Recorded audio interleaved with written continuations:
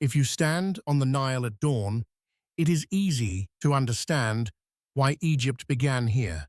Not because the land was easy, but because the rhythm was learnable. Each year, the river rose, spread across the floodplain, and then withdrew. It left fertile silt in a narrow ribbon between harsh desert margins that could not support farming without coordination. If a village planted too early or too late, families went hungry. If timing and labor were managed well, there was surplus, and surplus changed everything. So before there were famous pharaohs, before dynastic monuments, there were communities learning a practical truth. Water control is power.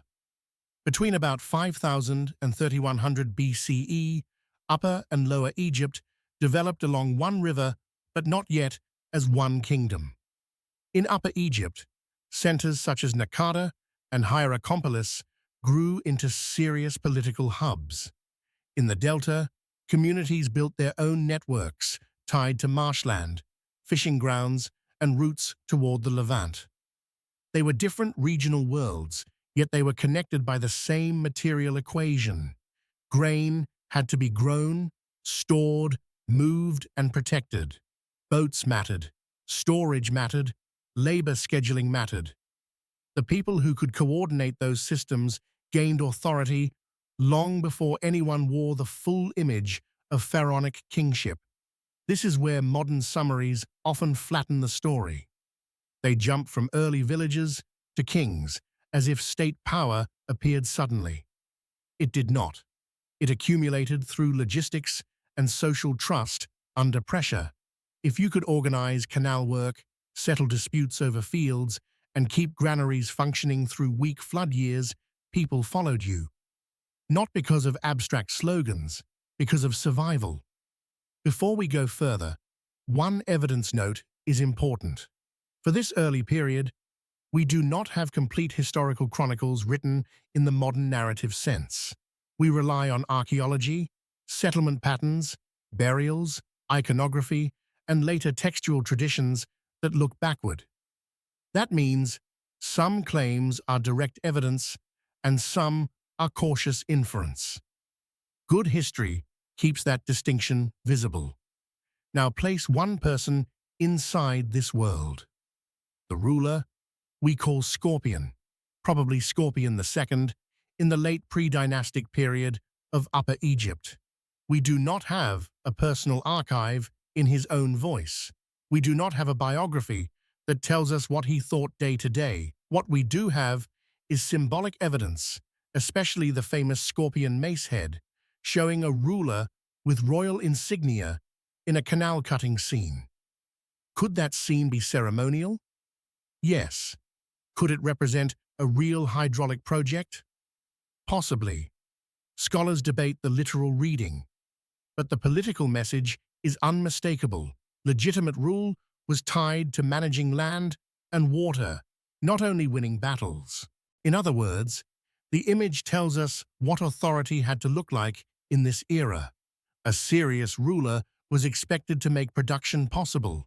Around figures like Scorpion stood the people who made the system real: farmers, herders, fishers, potters, stoneworkers, carpenters, basket makers, and boat crews. Their labor generated the surplus elites competed to command. Without this social base, no chiefdom could scale beyond local force. Material culture reveals that competition. Elite burials became richer and more differentiated. Prestige goods circulated farther. Symbols of power appeared across wider zones. Trade moved both practical and high-status materials. Conflict and alliance expanded at the same time. Local centers did not remain static.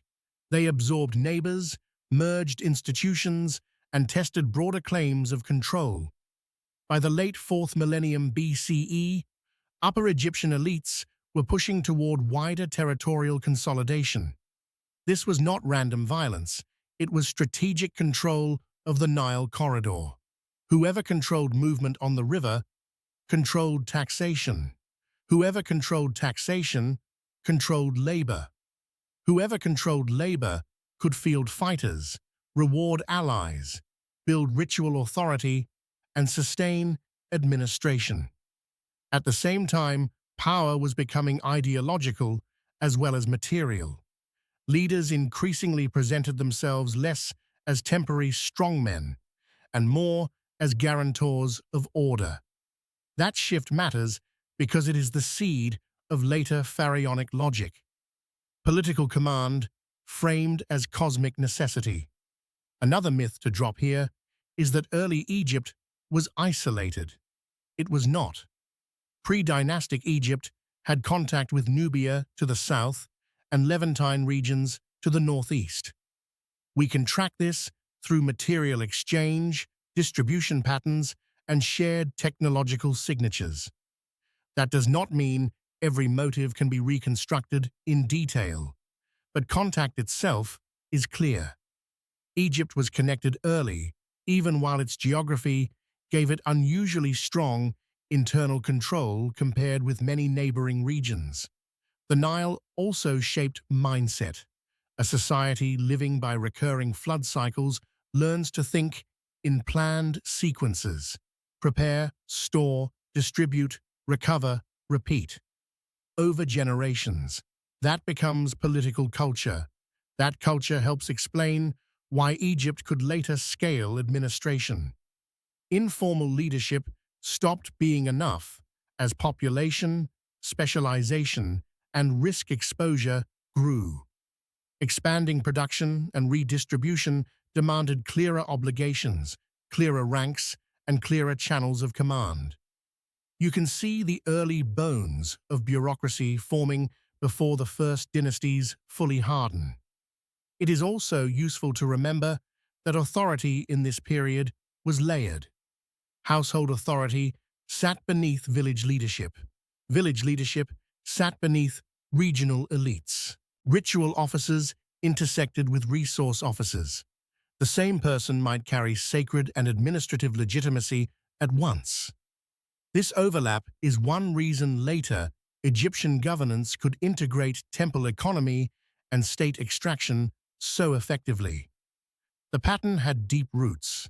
Climate variability and local ecological shifts likely intensified the pressure to consolidate. When margins tighten, fragmented systems struggle. Larger coordinated systems gain advantage, especially if they can move resources across distance. The Nile made that movement possible, but governance made it reliable. So by the threshold of unification, Egypt was already a dense institutional web in formation. Ritual legitimacy, surplus extraction, labor mobilization, transport control, and elite rivalry were all in place at meaningful scale. Dynastic kingship did not invent these mechanisms. It inherited them, concentrated them, and expanded their reach. That is the real value of this early chapter. It replaces the myth of instant civilization with a slower, human story. People solving recurring material problems until those solutions became institutions, and those institutions became a state. By around 3100 BCE, one political claim over Upper and Lower Egypt begins to hold more firmly. Symbols of dual rule spread. Rival centers are subordinated. Kingship becomes more legible at river-wide scale. But the crown is only the surface. Under it are centuries of experimentation in food security, transport, labor discipline, and legitimacy. That is what made unification possible, and it leads directly to the next part of the story, where Narmer and the early dynastic rulers face the hardest test of all, turning symbolic victory into durable administration across the two lands. Keep that transition in view, because from this point forward, every great moment in Egyptian history will depend on the same underlying question first learned in pre-dynastic time. Can the center keep grain, labor, belief, and movement aligned at the same time? The moment that alignment weakens, the system strains.